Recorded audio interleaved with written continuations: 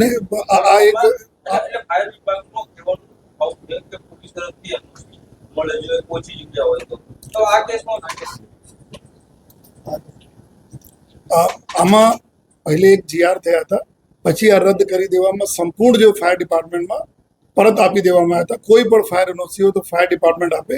અને આ જ મેટર મેં 29/7 તકના જો હે 29/7 તકના આપેલા છે ફાયર ડિપાર્ટમેન્ટ ચાલુ છે એના અત્યારે ચાલુ છે. અને જો નયા જે પહેલે 500 મીટર વાળા આવ્યા હતા આ હોમ ડિપાર્ટમેન્ટ તરફ ચેન્જ થઈ ગયા હતા કે સંપૂર્ણ જો કે પોલીસના સક્ષમ નથી જો હે કે ફાયર એનઓસી માટે તો પરત કરી દેવામાં આવ્યા હતા ફાયર ડિપાર્ટમેન્ટ. અને એના હતા પણ 29/7 કે જૂના સમયમાં એના ઠીક ઠાક से રાખ્યા હતા એના માટે ફાયર ડિપાર્ટમેન્ટ તરફ મળી હતી. લેકિન અત્યારે બીજામાં વાયલેશન હતા, ફાયર સિવાય બીજા તો સ્ટ્રક્ચરમાં વાયલેશન હતા, બીજામાં વાયલેશન હતા એના માટે નાખે છે.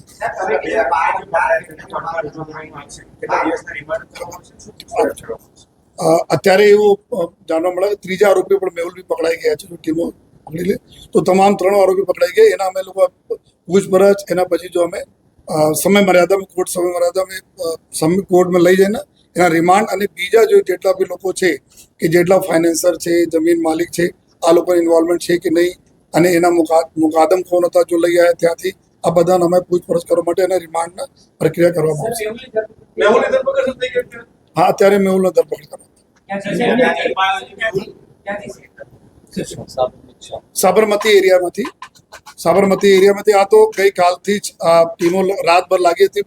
લગભગ સવારે 5-6 વાગે તો અમને સફળતા મળતી હતી, લેકિન વિધા ભાગી ગયા. અત્યારે સાબરમતીમાંથી મળી ગયા, સાબરમતી એરિયામાંથી. સર, મૃતકોના પરિવાર સાથે અમદાવાદ શહેર પોલીસ કઈ રીતે જોડાયેલી છે? સાચો ન્યાય મળે પદ્ધતિ કેવા પ્રકારની પ્રક્રિયા કરવામાં આવશે, ચાર્જશીટ કેવા પદ્ધતિ કરવામાં આવશે અને ખાસ કરીને પુરાવા કેવા એકત્રિત આમાં જેટલા બી અમારા તાત્કાલિક જો એફએસએલ વગેરે એક્સપ્લોઝિવ આમાં જો બી અમારા જોવે છે આ બી તાત્કાલિક આવી ગઈ. તો જો પુરાવા લેવાના, જો સેમ્પલ લેવાના હતા સ્થળ પર પ્રોપર જો એ સાક્ષ પંચનામા જેટલા વસ્તુ પડી હતી ટોટલ વાયલેશન ત્યાં જોવામાં આવ્યા કે 15 કેજી કોઈ પણ અગર લાયસન્સ બી હોય તો 15 કેજી એના રાખવા જોઈએ એક્સપ્લોઝિવ એક સાથ. એના લગભગ જો ઘણા એનાથી 15 કેજી બહુ સારા જો બોરીઓ પડી હતી આમાં વધુ માત્રામાં છે જો અને સાથોસાથ જો ચૂંકि ફેક્ટરીનું કોઈ પરમિશન નથી છતાં કરતા હોય જો એક આ પૂરા પુરાવા છે.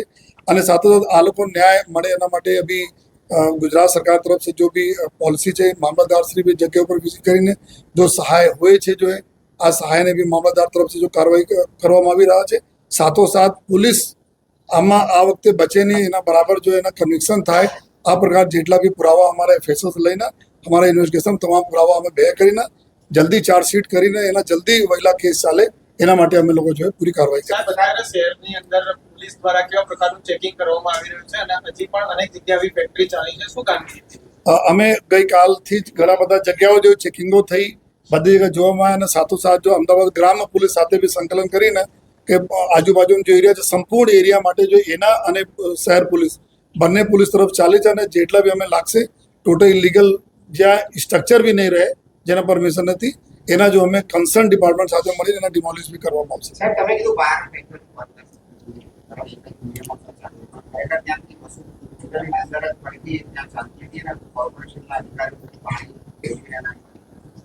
नहीं आमा जो रीते हमें बोला कि बाहर तो रामोल पुलिस से निकला હું बात करूँ છું आजू बाजू भी घड़ा બધા છે जो है लगभग 40 से 45 છે जो અમુક વિવેકાનંદ નગર પોલીસ સ્ટેશનમાં આવે છે जो एकदम बाजू पर 2-3 ખેતર પછી જ આ જો છે તમારા बात बराबर છે 200-300 મીટરના અંદર બધા જો કેનાલ જાય છે કેનાલના આજુબાજુ છે એના લઈને ગઈકાલે જો રૂરલ પોલીસ સાથે બી અમારા લોકોને સંકલન થયા અને જો કન્સર્ન બીજી એજન્સીઓ સાથે કે જેટલા બી છે ગઈકાલથી ચાલુ થયા આ તક અમે લોકો પૂરા કરાવી દઈશું.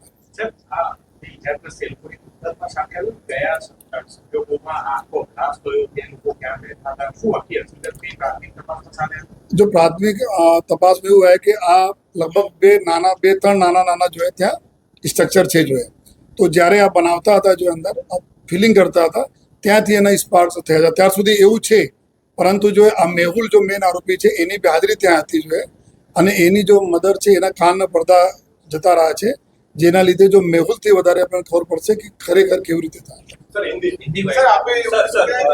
हम दिखाएंगे सच्चाई की खबर चैनल को लाइक कीजिए, सब्सक्राइब कीजिए और हमारे साथ जुड़े रहिए. हम दिखाएंगे आपको सच्चाई की खबर.